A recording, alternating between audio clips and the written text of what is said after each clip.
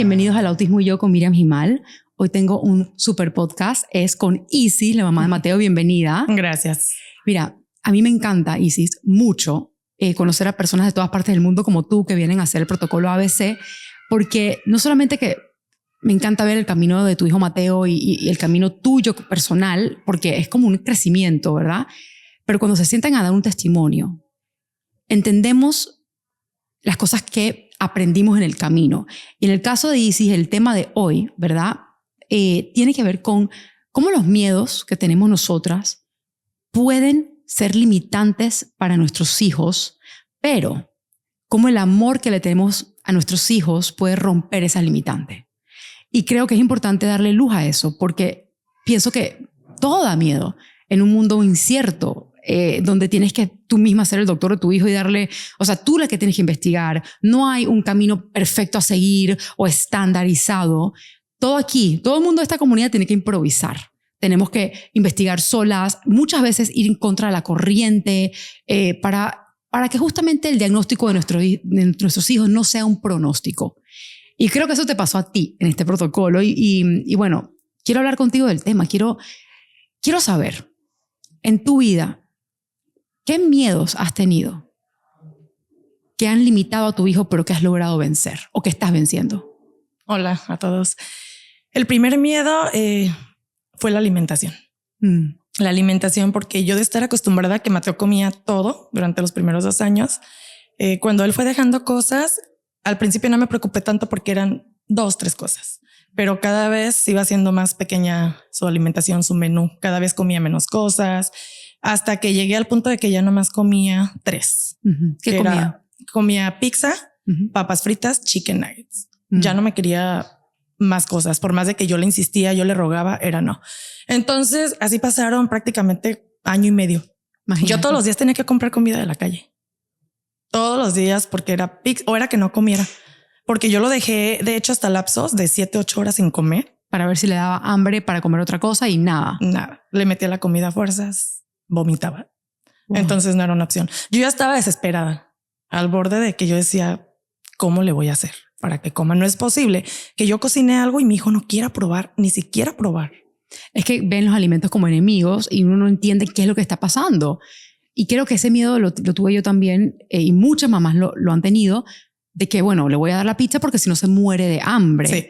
Y cuando tú quieres ingresar al protocolo ABC, lo primero que hacemos es decirte, hay que cambiar la alimentación. ¿Y qué fue lo que dijiste tú? No, yo casi me ahogué. Ahí cuando me dijeron eso, yo hasta dije... Imposible. Sí, así, imposible. No, sí se puede. Y yo, ¿cómo si yo ya tengo prácticamente un par de años y no he logrado nada?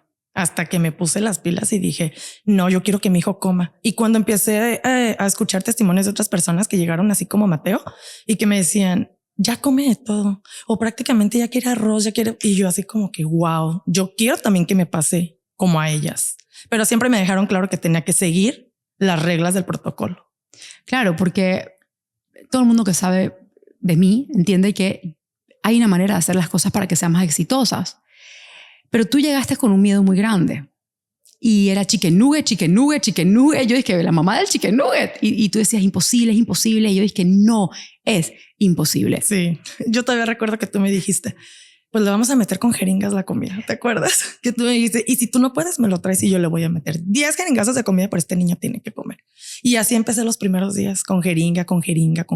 Le licuaba los alimentos saludables. Yo le cocinaba lo que era su carne, su verdura. Y lo licuaba y una se lo sopita. daba. Sí, y se lo tenía que poner, o sea, dar como jeringa. Hasta eso nunca lo vomitó, no le gustaba, pero era algo que lo aguantó. Le estaba cayendo. Sí. Okay. ¿Cuándo tú sentiste que empezaste a romper ese miedo o ese límite que te habías puesto de que tu hijo, imposible, no va a poder comer cosas nuevas, imposible? ¿Cuándo fue en este protocolo que tú dijiste, bueno, capaz sí es posible? Cuando empecé a escuchar a las personas que estaban aquí y que ya habían pasado por eso, que yo estaba apenas empezando. Okay. Porque yo los vi con mis propios ojos a los niños comiendo. Entonces ya fue cuando yo dije, no, ya vamos a empezar. Me dieron opciones y Mateo, cuando vi que empezó a comerse el salmón, el pavo, carne magra, o sea, cosas que en su vida yo decía, o sea, yo me le quedaba viendo y yo decía, wow, se lo está comiendo. Entonces fue cuando dije, sí se puede, pero mucha paciencia. Claro. Y entonces en parte no, totalmente a ti lo que la mano amiga de otra persona, la experiencia de otra persona. Y es por eso que tú me dijiste ayer, Miriam, yo quiero hacer un podcast contigo, porque justamente esos miedos que se convierten en límites, siempre hay otra persona que ya pasó y rompió ese límite. Y aprendiste de esas mamás y empezaste a dar los jeringazos de alimento y él no te las vomitó, le caían bien. Cuéntame, ¿qué más ha pasado? Mateo, por ejemplo, ya antes era puro jugo de manzana de cartón. Ahora ya se toma los jugos naturales que yo le muelo sin azúcar ni nada. Ya se los toma. Entonces, cuando yo empiezo a ver, ok, ¿por qué? O sea, Mateo ya me agarra los jugos, ya me agarra las carnes. ¿Qué hice mal yo atrás? ¿Por qué no? O sea, porque no pensé, pero no era de que no hubiese pensado, era que no tenía la información. Y también a veces necesitas que alguien más, o sea, te oriente. Por supuesto. Mira, nuestros hijos no vienen con un manual bajo la manga, nadie. Entonces, no es que hacerlo mal, es agotaste lo que tenías bajo tu conocimiento. Pero regresando a los miedos y los límites, yo sé que tú, a pesar de muchos miedos, llegaste, viniste. ¿Cuáles eran los miedos que amenazaban el protocolo? Quiere decir que no te dejaban venir acá antes. Por ejemplo, yo pensaba mucho en le va a doler. ¿Cómo va a ser? O sea, yo no tengo a nadie en Panamá, yo tenía que viajar sola con el niño, y pensaba mucho en eso, le va a doler, la voy a poder hacer, no se me va a enfermar. Tú como mamá te pones a pensar en todo, aunque no pase nada. Tal cual. Pero ya cuando más que nada investigué y en ningún lugar de Estados Unidos o México encontré este protocolo, que es la matriz, fue cuando yo decidí y dije, no, yo tengo que irme a Panamá, sola o acompañada, pero yo tengo que hacer esto por mi hijo. Y aquí estoy. Claro, pero yo leyéndote, porque me escribías bastante y o sea, tenías obviamente el miedo que duela, el miedo que te metan básicamente gato por liebre, que si las células no eran células sino agua, que si los trasplantes, que si eso iba a doler o que... y claro, porque es totalmente normal en este camino tener esos miedos. Uno quiere proteger a lo que más ama. Entonces, creo que la manera que lo hiciste está muy bien, es investigar. O sea, tú investigaste un año. Y eso es lo que tenemos que hacer nosotras. O sea, cuando no estamos seguros de algo es investigar. Pero el tema, por ejemplo, a mí me pasaba con Raquel, del dolor. O sea, yo tenía que ponerle una intravenosa, yo no sé, de nutrientes, porque la niña no comía o lo que sea. Y había veces que yo decía, Dios mío, la van a apoyar, ¿cómo lo van a lograr? Va a ser imposible y se lograba. Y lastimosamente, te tengo que ser honesta, en este camino van a haber pullitas, van a haber intravenosas, van a haber citas al médico, van a haber enemas. Sí. Es incómodo. Y por eso es que yo hago tanto énfasis en este protocolo, que es un compromiso. La dieta es un compromiso. Todo un mes aquí de compromisos, pero pierdes tan poco tiempo comparado a lo que yo tuve que hacer de pullarla e improvisar con ella por más de 10 años, que digo, no, tu hijo puede. Si mi hija pudo una década de esto, de una manera no organizada, estos niños pueden. No, y los niños te sorprenden, porque yo recuerdo cuando hablé con el doctor Javier, Células Madres, él me dijo, el niño va a recibir las células madres por la vena. Y yo, ¿cuánto tiempo? Yo pensé que me iba a decir, pues en 5 minutos. Me dice 1 hora. Y yo me acuerdo que le dije, ¿cómo ustedes logran que un niño se deje la aguja 1 hora? Y me dijo, es que no pasa nada, Isis, es nomás en lo que la ponen, lo demás fluye. Y yo honestamente dije, está loco. Honestamente yo dije, no imposible. Creo. Yo me imaginaba a Mateo jalándoselo. Y de veras me sorprendí. Me sorprendí cuando llegué. Mateo llora, a lo mejor grita en el momento, pero lo demás, o sea, los hijos te sorprenden en serio. Yo me llevé sorpresas con Mateo aquí. Cuando uno le da el chance, cuando los miedos no opacan el ser que tienes enfrente y le damos la oportunidad. ¿Cuándo te convenciste, ok, voy a tomar, a pesar de los miedos que tengo, qué fue lo que te hizo tomar la decisión de realmente afrontarlos y venir? El que yo sabía que no lo iba a encontrar en otro lado y yo ya no quería perder más tiempo. Yo decía, Mateo tiene 5, lo diagnosticaron a los 3.5 más o menos. Y yo dije, no, yo no quiero perder más tiempo con mi hijo. ¿Qué tal que se agrave lo de la alimentación? ¿Qué tal que llegue el día en el que ya no me quiera ni un alimento? Tal cual. Y esto aplica para todo. O sea, independientemente de que me estás contando cómo te ha ido con el ABC acá y todo, realmente yo quiero que la gente lo aplique para sus vidas. O sea, deja que tu hijo te sorprenda en la escuela, deja que te sorprenda en el parque. Siempre estamos sobreprotegiendo tanto a veces que no le damos esos espacios de mostrarnos que, ¿sabes qué? Mamá, yo puedo. Claro. Incluso hablando con la mamá de Sebas, que la conociste, que también hacía el ABC, me dice, mírame, una de estas que tuvieron que ponerle las vitaminas por vena, yo veo que él empieza a contar, cierra los ojos, como que empieza a autorregularse. Como cualquier persona se calmaría antes de una puya, como que okay, respiro, listo, ya se acabó. Y me dice, yo jamás había visto ese nivel de conciencia. Y digo, es que son seres humanos antes que cualquier diagnóstico. Tú dijiste algo bonito y quiero que me elabores más. Me dijiste que tu hijo no ha parado de sorprenderte. ¿Qué otras cosas ha hecho que te ha sorprendido? Yo, por ejemplo, cuando le quité los lácteos a Mateo, cuando hablé con la doctora Dolly, yo no le había quitado el gluten a Mateo 100%, solamente los lácteos. Y me acuerdo que tuve una cita con ella y me dice, ¿qué has visto en Mateo? Como a las 2 semanas por ahí. Y yo, nada. Y me dice, piensa, Isis, piensa en algo que Mateo haya hecho diferente. Y me acordé y le dije, oh sí, le dije, Mateo quiere acaparar mi atención. Siendo que no lo hacía. Vamos en el carro y Mateo empezaba, mamá, son. Y él quería que yo volteara a ver el sol. Y no lo hacía antes. Entonces yo le dije, sí, doctora. Y yo le dije, ¿puede ser esto posible que sea simplemente por haberle quitado el lácteo? Y me dijo, claro que sí. Empieza a quitarle más gluten, más cosas que lo inflaman y vas a ver lo que va a hacer Mateo. Dicho y hecho. Llegando aquí, que lo empecé a alimentar más sanamente, como debe de ser, que le bajé mucho el azúcar, mucho el gluten. Mateo, te lo juro que me ha dejado sorprendida porque de repente Mateo me llegaba y mamá, ¿cómo hace pic? Y me decía, ¿cómo hacía el pic? Nomás un animal me dijo un día y yo, o sea, ¿de dónde lo sacó? Wow. No dije nada. Al siguiente día ya era el perro, el gato, el pollo. Todos los sonidos de todos los animales. Todos los sonidos de todos los animales. Y una cosa de las que también, y es lo más sorprendente de todo, es que Mateo en la escuela, yo veía como que no avanzaba. Yo hasta llegué a pensar que Mateo tenía un retraso académico. Para las personas que no saben, tú eres profesora. Sí, yo trabajo en una escuela en educación especial. Muchos niños autistas con síndrome. Entonces yo por eso ahí pude hacer mucha comparación. Claro. Yo trabajaba incluso en la misma escuela que Mateo. Entonces yo cuando veía a Mateo, que yo le preguntaba algo simple como colores, números, las figuras, las letras, Mateo no me sabía contestar. Y honestamente es algo que me preocupaba por dentro, porque yo decía, yo enseño, yo en la casa siempre me ponía 10 minutos con Mateo a enseñarle. Y cuando yo, Mateo, ¿qué color es este? Y Mateo, ¿qué color es este? Y Mateo nomás me decía uno. Y yo decía, Dios mío, ¿por qué? Porque yo honestamente dije, es un retraso académico, no está aprendiendo. Cuando llegué aquí, cuando hice todo esto que te estoy diciendo, de repente llego aquí a esta sala y hay un reloj con números y yo así nomás agarro, Mateo, ¿qué número es este? Y me dice el 2 y era el 2 y yo, Mateo, ¿qué número es este? 5. Todos los números me los respondió. Yo me quedé impactada y dije, quiero más. Y yo, Mateo, ¿qué color es este?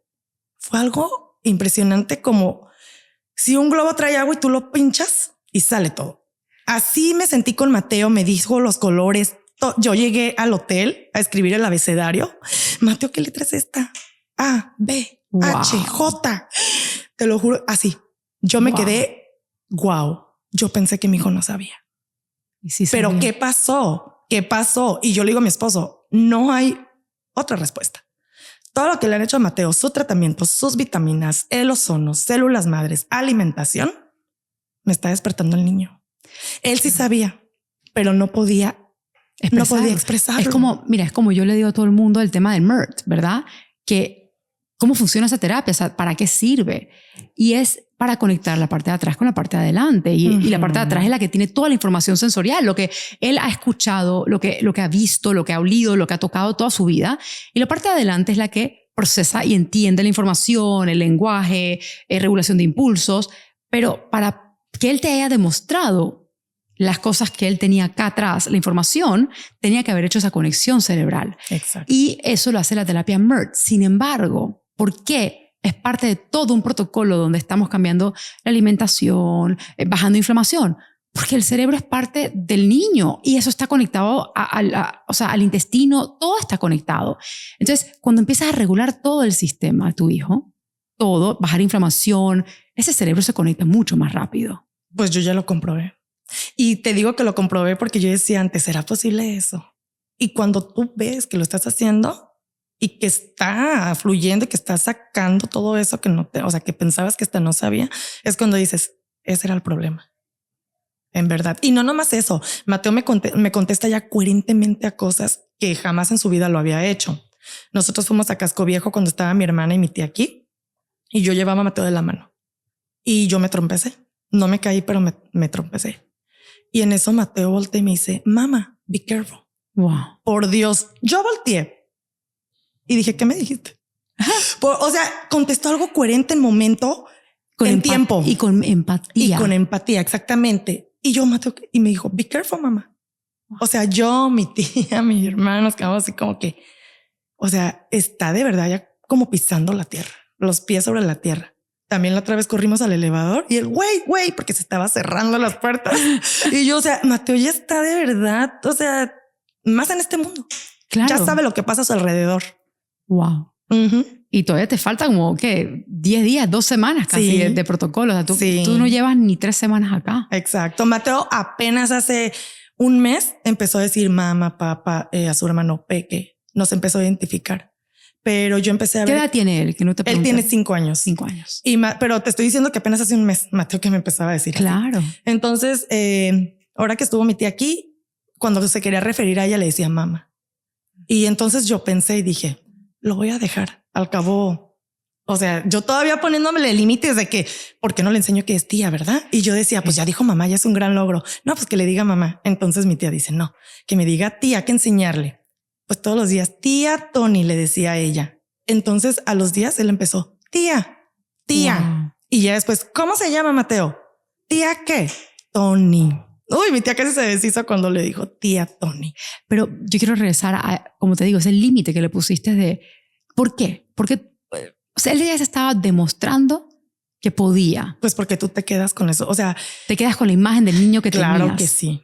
Claro que sí. Piensas que, o sea, es tantos años que pasaste de que no va a poder, no puede, no veo mejoría, no veo avances, que a lo mejor pienso que hasta es inconscientemente.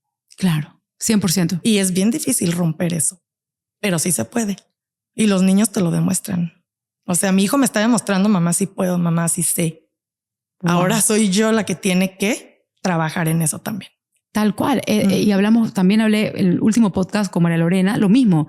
Dice, este protocolo, para bien y para mal, me dice, cambian tan rápido que uno no sabe cómo cambiar junto a ellos y pierdes esos chances, estas oportunidades de impulsarlo más, porque piensas, bueno, no lo ha hecho nunca, no lo va a hacer ahora.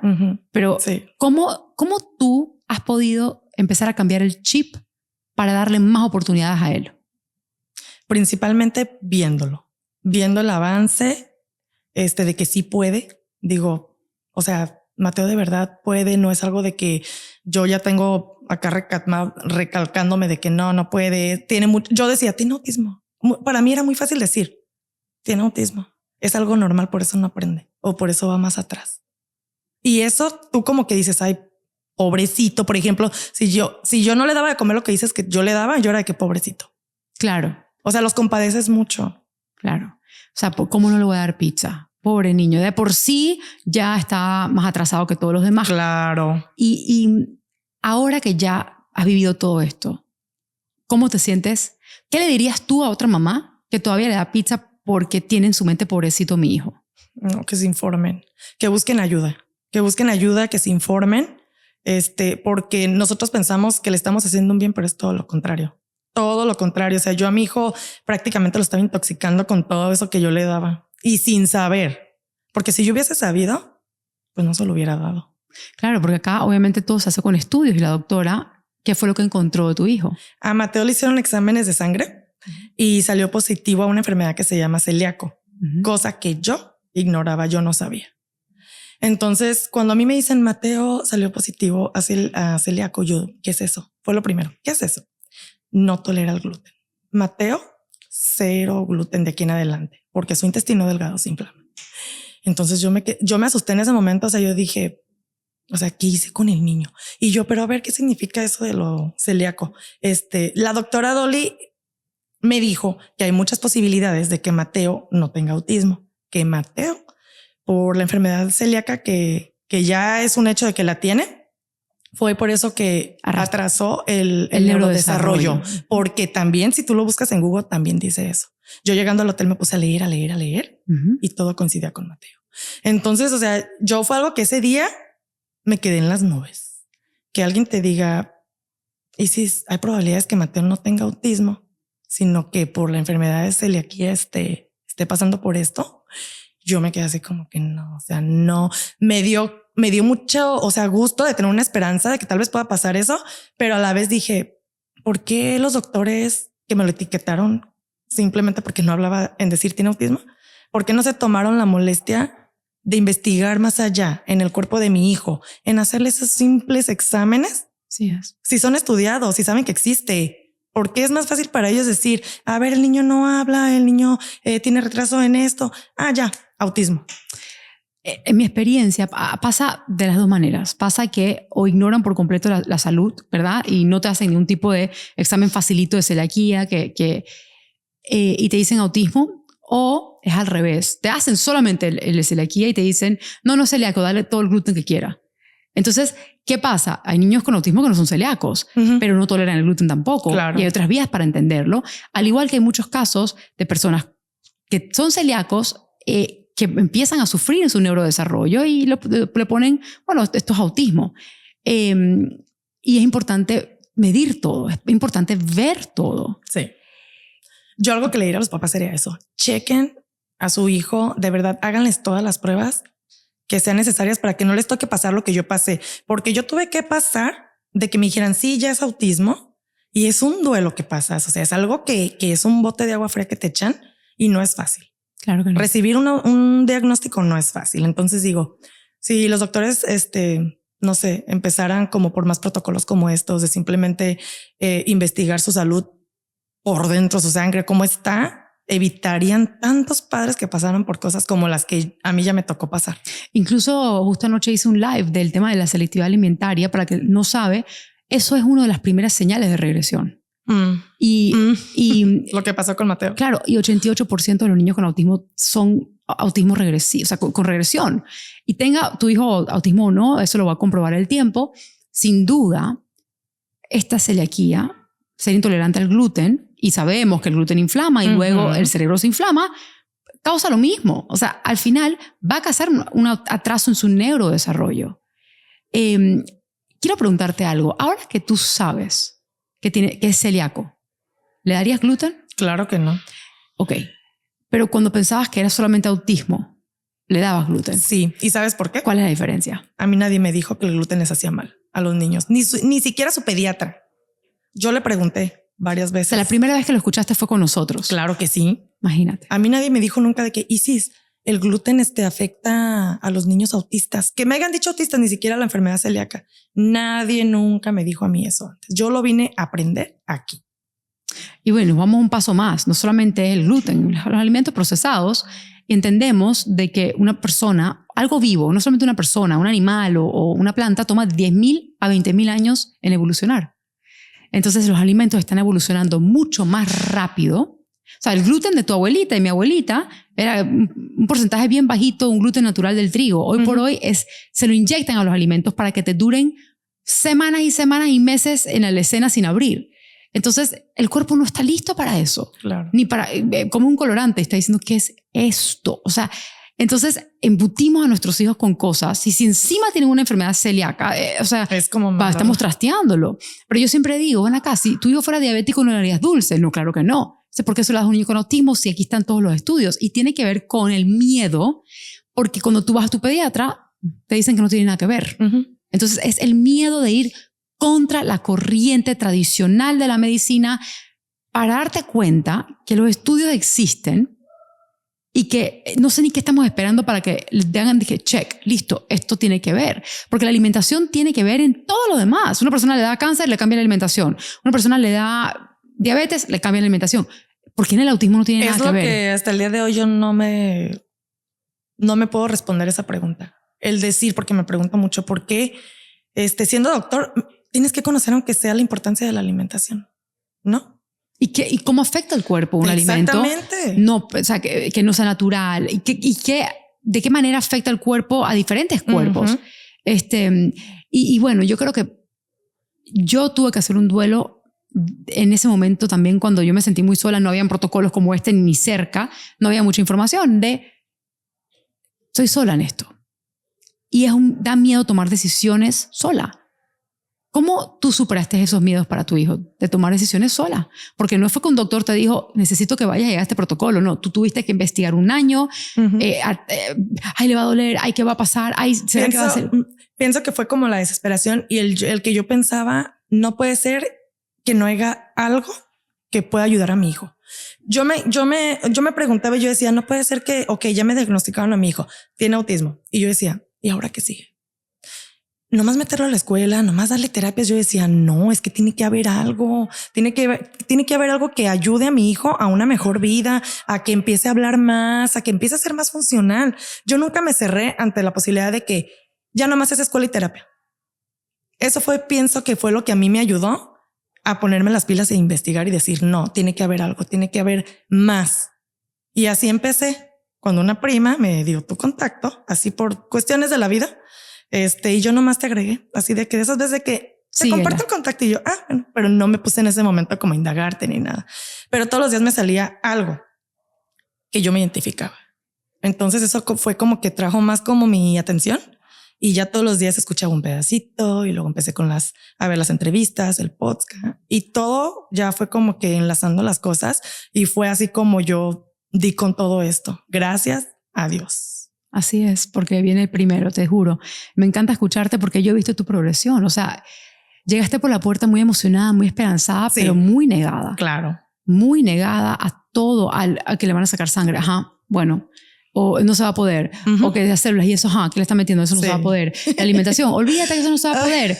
Y yo te miraba y te decía, va a poder, va a poder. Sí. Estás acá, llegaste hasta acá.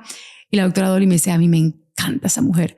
Y le digo, de verdad, me dice, ella va a poder y cuando lo vea, va a ser la que más vida va a cambiar porque llegaste negada. Claro. Sí. Y tú poco a poco fuiste rompiendo tus propios límites y por ende los de él. Sí. ¿Sientes que es así? Sí, fue así. O sea, y es que es algo nuevo. Es como si tú dices, o sea, yo no me he subido nunca a esto. ¿Cómo va a ser? Tienes miedos, ¿no? Y a lo mejor puedes estar negativa ante algo, pero en realidad no sabes qué va a pasar. Pero cuando lo empiezas a hacer, o sea, te empiezas a involucrar, empiezas a hacer las cosas y ves los resultados, es cuando dices, ¿qué razón tenían? Pero tomó valor montarte. Claro que sí. O sea, eso sí. Pero todo es por los hijos. O sea, yo siempre dije, yo no voy a dejar de hacer algo que sepa que le puede ayudar a mi hijo. Yo voy a hacer todo. Así me digan, úntale esto, dale esto. Yo dije, yo lo tengo que hacer todo, que no quede en mí. Pero yo te felicito porque sin duda has luchado con esos miedos. Yo te he visto aquí. O sea, bueno, a ver, vamos al restaurante a decirle al chef algo limpio y no, él no le gustó, hágame otro. O sea, siempre, si más bien de la boca para afuera decías imposible, siempre tenías como que esa duda y probabas y un poquito más hasta que pues, rompiste esos límites. ¿Qué consejo le darías tú a las madres o los padres que nos están escuchando que todavía tienen miedo de tomar acción en cualquier ámbito de sus vidas con sus hijos y sin querer le están poniendo limitaciones? No, que rompan esos miedos, que quieran más en los hijos. Y vas a ir investigando tú, Miriam, investigando. Todo eso te va a abrir noción a otras cosas, que escuchen a la gente lo que les estamos diciendo. Porque yo así escuché a varias personas que ya habían pasado por esto. Y yo cada vez me emocionaba más. Porque yo decía, yo quiero que Mateo tenga la misma oportunidad. Y dijiste algo importante, crean en sus hijos. Sí. Y quiere decir a veces, y esto suena difícil, pero no hay nadie que creo que no sienta lo mismo que yo. Llega un momento en el cual no es que no creas en ellos, es que piensas que lo que tienes es lo que hay. Sí, no ves más. No ves más. Es que, bueno, no entiende, o no sigue instrucciones, o no habla, o no. Y al final, yo me recuerdo cuando yo empecé hice BTC hace muchos años atrás, Raquel empezó a hablar con esta terapia y nos hacían tomar el CARS, la escala. Y uno de esos era sobre qué tan verbal es la persona. Tantos puntos por 0 verbal, tantos puntos por 2, 3 palabras y así. Y yo puse 0 verbal.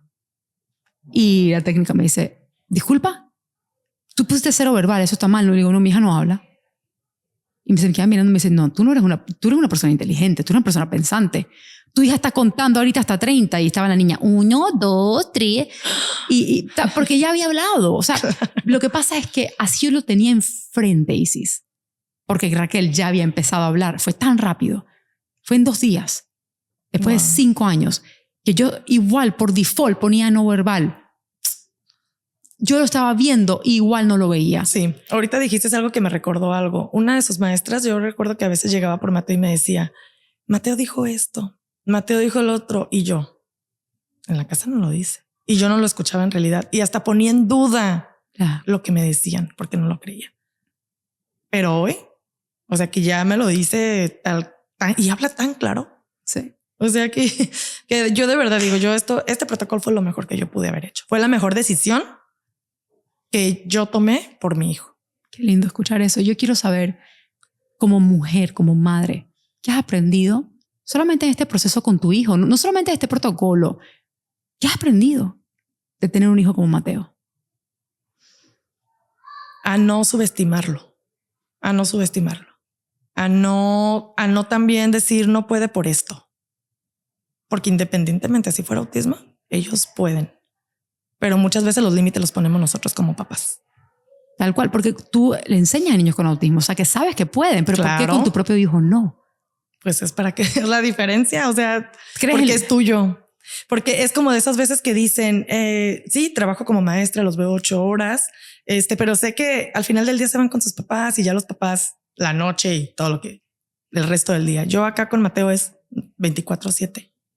24. ¿Y tú no crees que el miedo tiene que ver? Porque de repente viene un estudiante tuyo con autismo y tú dices, bueno, mi meta es que este niño se aprenda esto. Y esa es tu única meta. No tienes miedo. Tú eres maestra, ese niño quiere aprender, te sientas y le enseñas. Pero en caso de Mateo, ¿tú no crees que tus propios miedos de lo que iba a poder o no lograr no dejaban que tú vieras que él tenía potencial? No, pues claro que sí.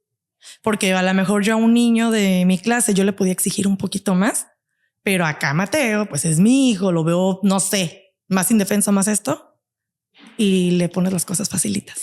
Y ese es el otro punto que quiero darles, porque parte de estos miedos que tenemos, esta sobreprotección que tenemos, que le causan limitantes, muchas veces nuestro sueño más grande es la independencia de nuestros hijos, sí. Pero se la robamos un poco. Sí. Por quererlos tener en una burbuja. ¿Tú qué ejemplo tienes de cómo sin querer le has quitado independencia a tu hijo? ¿Y qué ejemplo tienes de cómo se la has regresado? Por ejemplo, Mateo antes era de que yo le metía la comida a la boca. Okay. Por ejemplo, Mateo come. Y yo así. Y yo hasta una banana se la sostenía para que Mateo la mordiera. Y mi mamá me decía, dale la banana en la mano. Tienes que serlo independiente. En la escuela no van a estar deteniéndole la banana.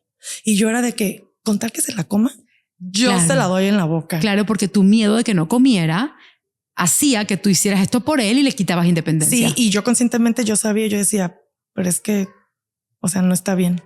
Él puede. Hoy en día, Mateo, ¿quieres una banana? Sí, se la pela, toma. Digo, no, o sea. Y lo próximo es que lo pele él. Ah, sí, claro. O sea, como y que así vamos poco a poquito. Mateo, por ejemplo, ya métete a bañar, Mateo. Él se quita la ropa. Él se desviste de pies a cabeza y se va a la regadera. Es porque le diste la oportunidad de ver que él podía en vez de tú quitar la ropa. Sí. A veces pensamos que no, o por hacerle la vida fácil. Porque ella juras que la tiene difícil. Y eso es otra cosa que nosotros tenemos que pensar. O sea, ¿por qué pensamos que nuestros hijos capaz tienen la vida más difícil que otras personas? Capaz están más felices que otra persona. ¿Cómo sabes? ¿Cómo realmente sabes? ¿Que el niño es más feliz? Que es menos feliz. Porque si lo piensas así, tú dijiste algo que I relate to. Dijiste, para hacerle la vida más fácil. No hay una parte de ti que piensa que tenía la vida más difícil porque no captaba como otros niños, porque no hablaba como otros niños, que tenía que hacer la vida más fácil. Pero al final yo me pongo a pensar, yo cuestiono eso. ¿Será que tengo que hacer la vida más fácil? No, pues es que no. Es que él es como otro niño, él puede hacerlo. Tal cual, tal cual. Y yo siento que también ya has aprendido sobre ti, porque yo veo como un espejo acá. Yo a veces no me creo lo que estoy haciendo. Yo descubrí, por ejemplo, en mí el potencial que puedo llegar a tener para lograr algo. Porque si tú me dices hace 2 años, ¿tú te visualizabas aquí? No, yo nunca imaginé que iba a pisar Panamá y menos para hacer esto. Y yo el decir, porque yo me iba a venir sola sin acompañantes porque no había nadie. El yo decir, yo me voy a montar en un avión con mi niño Sé que es un país donde yo no sé ni cómo está la delincuencia, voy sola. Me daba miedo, pero no fue una barrera por la cual yo iba a decir, me quedo.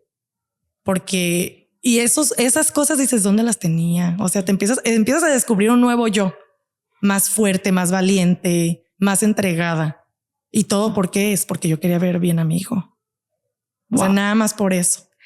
Es impresionante cómo a través de ellos nos conocemos más a nosotras. Sí. O lo que somos capaces de hacer. Es como la gallina que es el ave más cobarde hasta que viene un águila a comerse su huevo. Claro. Ah, no, hace su bebé, o sea, no existe. Y creo que ellos nos empujan, ¿cierto? Es que como dice el dicho, los hijos son nuestros mejores maestros. ¿Y sabes por qué? Porque nos llenan de miedo y después nos toca afrontarlo para ayudarlos. O sea, es eso. Sí. No sé, sí. Nos llenan de miedo porque los amamos tanto. Pero porque tenemos que ayudarlos, nos toca mirar ese miedo en la cara y decirte...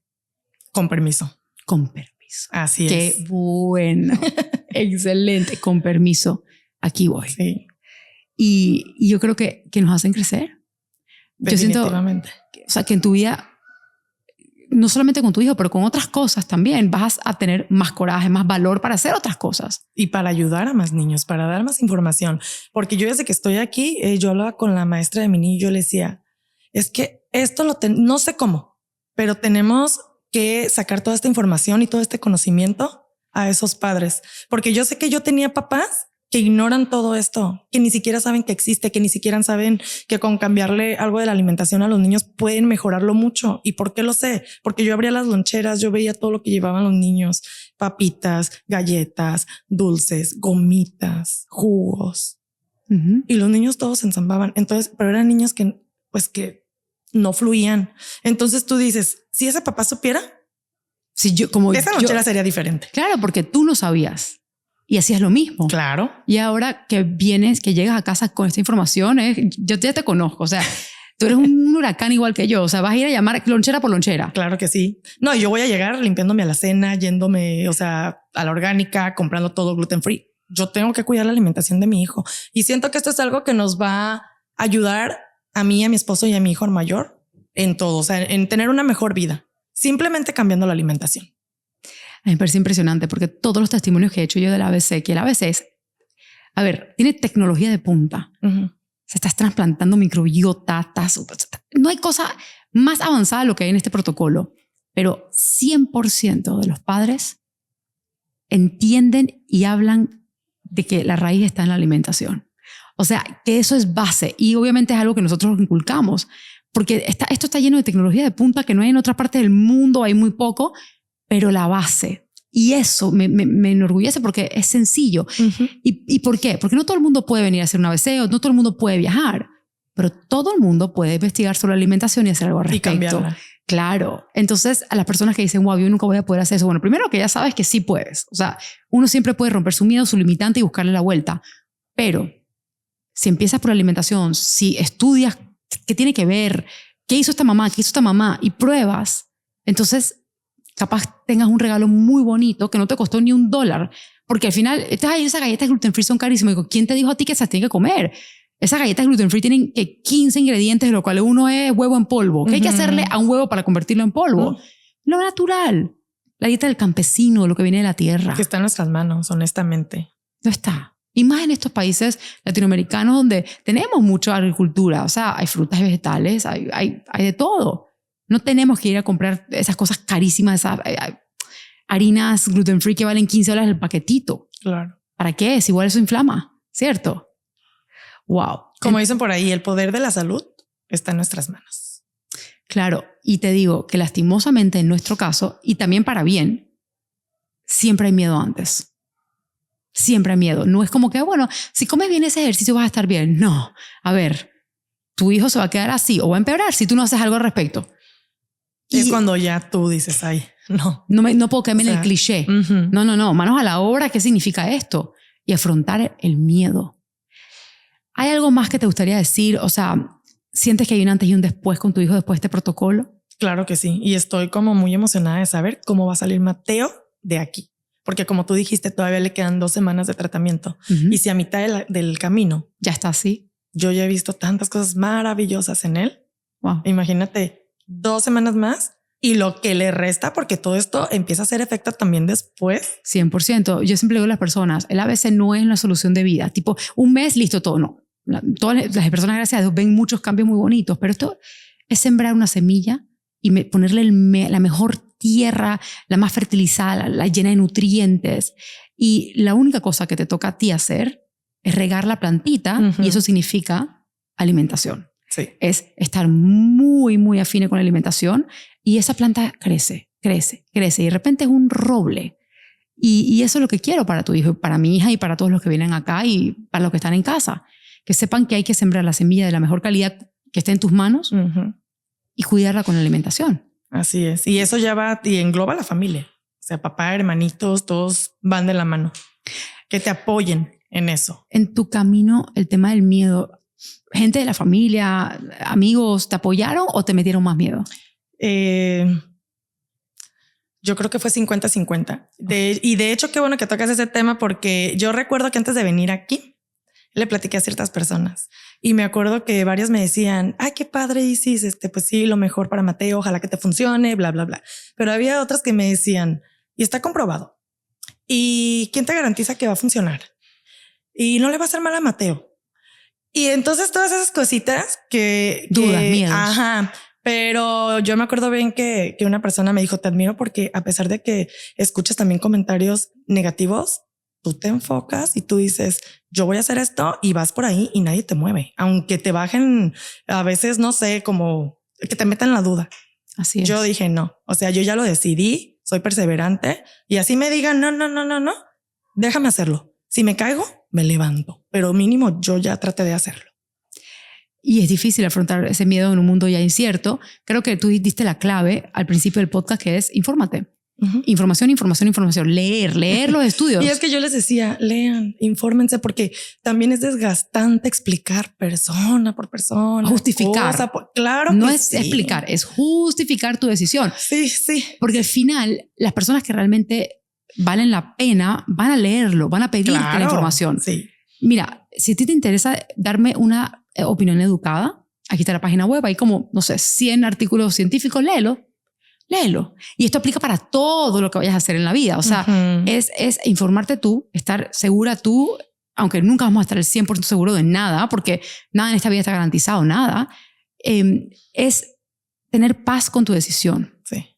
Y luego, si una persona te la cuestiona, ver si esa persona es válida o no. Y es válida cuando tú le dices algo como, te puedo mandar la información y después me cuentas, 100%. Y la leen y te llaman y te dicen, wow.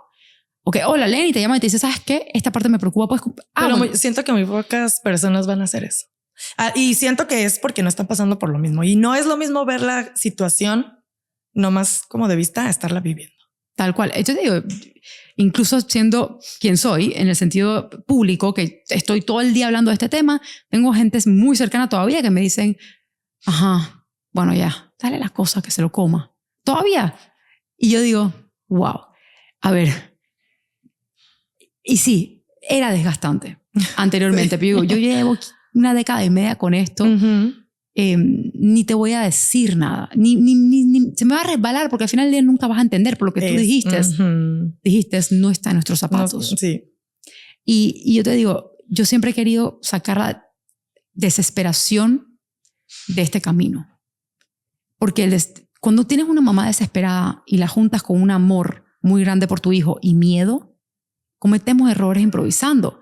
Podemos saltarnos pasos de due diligence, o sea, de ver si realmente no va a lastimar a nuestro hijo algo o no.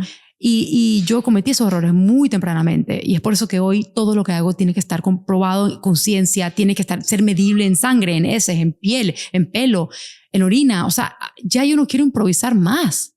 Yo no quiero que más nadie improvise. Y con Raquel toca todavía, pero Raquel está en una posición privilegiada en que cuando sale algo nuevo, adivina quién le toca en la puerta primero. A ella. Pero yo investigo todo ya. Yo no estoy desesperada. Yo no improviso más. Yo investigo, yo leo, yo junto 100 cabezas si es necesario para entender que lo que yo voy a probar, que más nadie ha probado, no le va a hacer mal a mi hija, porque ese es mi criterio. Si no va a ser bien, que no haga mal. Exacto. Y es que eso es lo que se debe de hacer. Tal cual. Y yo creo que nos meten mucho miedo de que va a ser mal, va a ser mal. Espérate un segundo. Lee. Y cuando sabemos los riesgos, los asumimos cuando nos vale la pena. Pero el miedo tenemos que combatirlo con información. ¿Cómo tú combates tu miedo? Una, pues leyendo, informándome. Y dos, yo siempre pongo en una balanza todo. ¿Qué pesa más? Ok. Y la última, que yo pienso que es la más importante, yo como que escucho mucho el sentido como mamá. Tu intuición. Mi intuición, porque esa es otra de las partes por las que yo estoy aquí. Es otra de las razones por las que yo estoy aquí. Porque a mí, a pesar de todo lo negativo o de todo lo que yo tenía duda, había algo que a mí me decía, es ahí, es ahí. Wow. Y te digo, me costó a mí también mucho tiempo escuchar a mi intuición. ¿Por qué? Porque es otra cosa incierta. No la puedes medir, no la puedes ver, no la puedes chequear. Es un sentimiento nada más, es una percepción que ni siquiera sientes que te pertenece. Es como esa voz que tú dices, ay, ¿seré yo loca? Y hoy por hoy mi intuición es ley en mi casa. Mi intuición es ley. Pero hace mucho tiempo atrás no. Mi intuición era un estorbo. Era como que estás loca. Shh. Porque a veces también te dice las cosas que no quieres escuchar. Claro. Y confiar en tu intuición siento que uno de los alivios más grandes del miedo que hay. Yo pienso que rara mamá se equivoca en su intuición. No sé, yo pienso que eso es como un sexto sentido que desarrollamos nosotras las mamás. Ahora, ¿cuál es la diferencia entre el miedo y la intuición? Ay. Yo escuché la mejor versión de la respuesta a esta pregunta. ¿La quieres escuchar? Sí. El miedo grita y la intuición susurra. Cuando uno tiene miedo es como te bombardeas, como alguien te estuviera gritando todo lo malo que va a pasar. Y la intuición es diferente. La intuición viene con calma. Con calma. Puede que te esté diciendo algo bueno o algo malo de lo que quieras hacer, pero te lo susurra delicadamente. Es un knowing, es un saber. No es un grito. Claro. Y tienes que aprender a escuchar, ¿no? Y diferenciar para poder tomar la decisión correcta. Tal cual. Y ahí está el tema, es conocernos, tomar conciencia. Y bueno, yo creo que nuestros hijos vienen a eso. No vienen con manual, pero vienen con una mamá que tiene intuición. Entonces, nada, yo te quiero agradecer realmente esto. Me pareció hermosa la charla. ¿Hay algún último consejo que le quieres decir a todos los papás que te escuchan hoy? No pierdan más tiempo. Si ya tienen esa intuición y si ya tienen un diagnóstico y quieren una solución de verdad, no dejen pasar más tiempo. Si está en sus posibilidades, háganlo ya. O sea, empiecen, como dices tú, por la alimentación y si se puede más, con todo. Gracias por eso. Y yo concluyo con que independientemente de hacer el ABC o no hacer el ABC, o incluso capaz hay personas que nos siguen que ni siquiera tienen hijos con autismo. También. Siento que tu consejo es universal. Claro. Si sabes que tienes que hacer algo, independientemente de lo que es, si tu intuición te está diciendo, no tengas miedo, hazlo. Ve por ello, no esperes más, porque la vida no te espera. Exactamente. La vida nada más hay una. ¿Y qué es lo más malo que te puede pasar si te equivocaste? La vida se aprende de los errores, pienso yo. Tal cual. Entonces, al final del día, atrévanse a lo que su intuición les dice. No tengan miedo, o por lo menos si lo tienen, cuestiónenlo. Investiguen. Porque de esta manera, un diagnóstico jamás va a ser un pronóstico. Muchas gracias por escuchar.